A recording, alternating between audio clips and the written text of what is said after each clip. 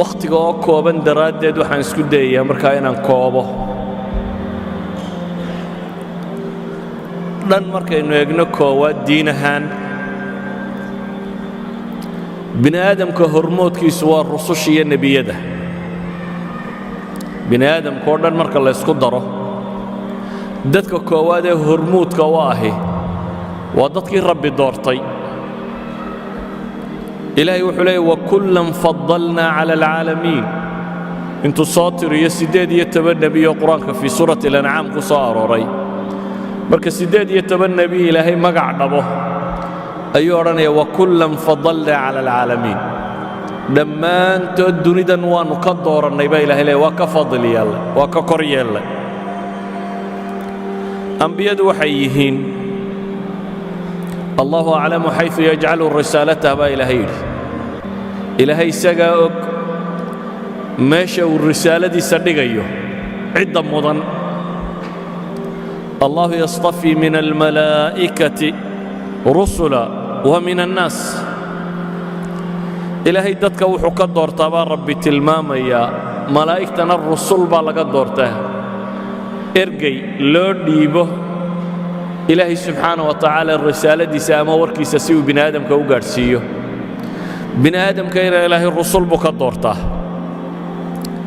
nebiyullaahi muxamedna ilaahay baa qur-aanka inoo tilmaamaya inuu yahay muxammadun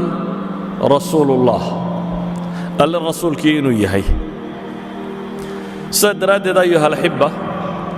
risaaladu in ilaahay basharkao dhan intuu eego qof ka mida uu doorto oo uu doorto kuu la hadlaya inuu noqdo risaaladiisa u dhiibayo ee bini aadamka kala gaadhsiinaya laba wax bay wadatay dhan waa tashriif waa maamuus iyo qadarin tilmaamaysa qofkani bini aadamka kale inuu ka mudan yahay dhanna waa takliif waa xil iyo mas'uuliyad la saarayo idan rusushu labadaba waa wadayiin dhan waa mukallifiinoo takliif baa la saarayaa bini aadamkan inay gaadhsiiyaan risaaladii alle soo diray dhanna waa tashriif waa maamuus la maamuusayo ilaahay intuu khalqiga eegay inuu iyaga ka dhex doortay waa maamuus waxa ugu filan nebi moxamed markaa maamuus calayhi salaatu wasalaam in ilaahay tilmaamayo mala'i laclaa inay isaga ku salliyaan ina allaha wamalaa'ikatahu yusalluuna cala alnabiy yaa ayuha aladiina aamanuu salluu calayhi wasallimuu tasliima alle iyo malaa'igtiisu baa rabbi leeyahy subxaanaه wa tacaala waxay ku sallinayaan nebi moxamed calayhi salaatu wasalaam ilaahay salaadiisu waa naxariistiisii malaa'igtuna waa duco iyo ammaan mu'miniintana waxaa la leeyahay idinna sidoo kale la kaalaya idan nebi moxamed calayhi salaatu wasalaam cirka saruu ka maamuusan yahay